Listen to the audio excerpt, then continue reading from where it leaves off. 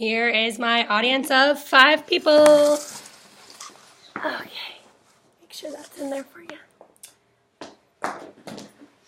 So, education is a basic human right here in the United States. Learning and knowledge, however, are not necessarily a right, but more of a goal that we strive to achieve. And how do we measure something intangible, like learning or like knowledge? The most common way that we do here in the United States is through the use of standardized testing. I've written multiple papers about standardized testing, and I'm up to date with the current research that's about it, as well as the effects of standardized testing on children and teachers, as well as the current research that is out there. And I think every single one of us in this room has had to sit in a chair for hours, filling in little bubbles with number 2 pencils, so we have that firsthand experience with the standardized testing ourselves. And these tests are widely used. This is the number 1 way that we measure knowledge and education. And yet I'm here today to prove to you that one size truly does not fit all when it comes to standardized testing education. And what standardized tests really do is they pressure students to recall information without true understanding. And beyond that, they also force teachers to deviate from their lesson plans and teach to a test. And they're ineffective and unreliable in judging a school's effectiveness. So first and foremost, we have to talk about the students. The students are the ones that are taking these standardized tests. And it creates a lot of stress and anxiety as a result of these tests. There's a lot of pressure on them. A lot of us can remember staying up late cramming the night before a test, only to realize when the paper's in front of us, we've forgotten most of the information. And that's essentially what happens to students when they do take these standardized exams. They have to endure a lot of stress trying to remember all this information. Robin H. McBee performed a study, and she is a professor of education at Rowan University. In her study, she found that the stress that's induced by the consequences of this test, it can create self-perpetuating test anxiety. And that stress can often cause students to freeze or go blank and actually forget information that they may actually know. And obviously, if standardized tests are supposed to be a measure of knowledge and the children are forgetting information they actually know, they're not very effective in that regard. Furthermore, Walden and Christonis are 2 PhD students at the Whitlow R. Green College of Education. They conducted a study on the correlation between No Child Left Behind legislation and the high dropout rates of minority students. And they found that those 2 things actually do correlate. And they found that they fear that these tests are more of a measure of culture and language rather than student intellect. So the simple way that these tests are written is written in a way that is unfair to minority students and places English language learners at a disadvantage as well by the way that they're written alone. And this graph here is the result of the PISA test, which is an internationally given standardized test globally to 15-year-olds. And as you can see, it's courtesy of Kimberly Heffling of the Associated Press as well. And as you can see, this shows the top 10 results in the United States is here in orange, and we don't even go anywhere close to the rankings of other countries. We are the most tested nation in the world, and yet these standardized tests are not a reflection of our scores at all. Actually, some of the countries such as Finland, for example, they are in the top 10 in almost every category, and this is the only standardized test they take. So we pale in comparison really to the other countries who don't even use this form of testing that much. So not only are the students disadvantaged by these unfair tests, but the teachers themselves often have unjust consequences as a result of these tests. This is kind of a controversial thing because teachers are faced with this difficult task of preparing their students for the real world and creating lesson plans based on curriculum. And yet they often have to teach to these tests specifically so their students will be successful at them.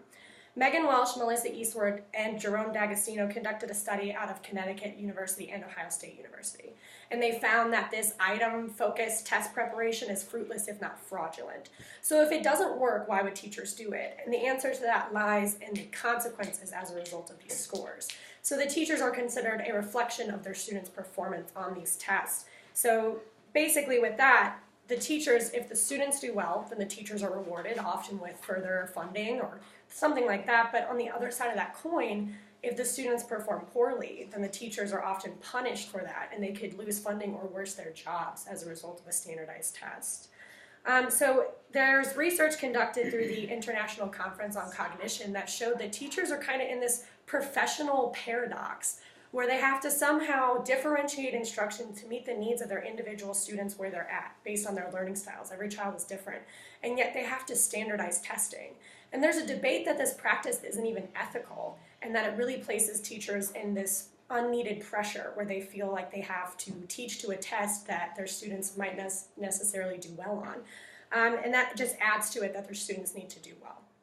So the issues don't end there, however. In addition to student stress and teachers deviating from their lesson plans, these tests really do affect the entire school as a whole. And standardized tests are an unreliable judge of a school's effectiveness. And the main components of this point lies in the No Child Left Behind legislation. So what No Child Left Behind does is it creates these parameters that schools have to meet within based on their scores. They use these unfair testing to basically punish or reward schools as necessary. The parameters that they use is called adequate yearly progress, or AYP. So schools need to meet this AYP every year, and they need to continuously get better with their scores, or else they don't meet the AYP. So research from Shifter and Carey shows that the urban districts in the United States are really suffering as a result of this. And oftentimes, rather than giving them assistance, they're often punished rather than being helped for not meeting this AYP, which quite ironically leaves those children behind. So this is a graph from Quinn Mulholland from the Harvard Political Review, and it shows the rising number of schools not making adequate yearly progress. And that number got as high as 48%. So almost half of the schools in our country weren't meeting this adequate yearly progress. And that's in 2011 too, so it's modern times. And what it shows is that the help that they do receive is in the form of firing teachers, firing administrators, or sometimes even closing down the school entirely. And what they're doing is they are basically robbing children of a right to an education. They're not offering them any other options to assist them in raising these test scores. So Robert McGee and Brett Jones did a study out of Virginia Tech, and they conducted a poll, and they found that over 2/3 of the public, that's 69% of people, felt that a single statewide test was not a fair judge of whether or not a school needed improvement. There's just too many variables at play to base these life-altering decisions, like an educator's job or a child's opportunity to learn, on something like a ubiquitous, unfairly written standardized test. It's just there are too many variables at play to do that. And I think furthermore, like in conclusion, what these tests do is they force these students to recall information without truly understanding what it is. It gives them this unnecessary stress and anxiety as a result of them. It forces teachers to deviate from their lesson plans to try to differentiate instruction, and yet they have to standardize these tests, so they have to stray away from their regular lesson plans to teach to it.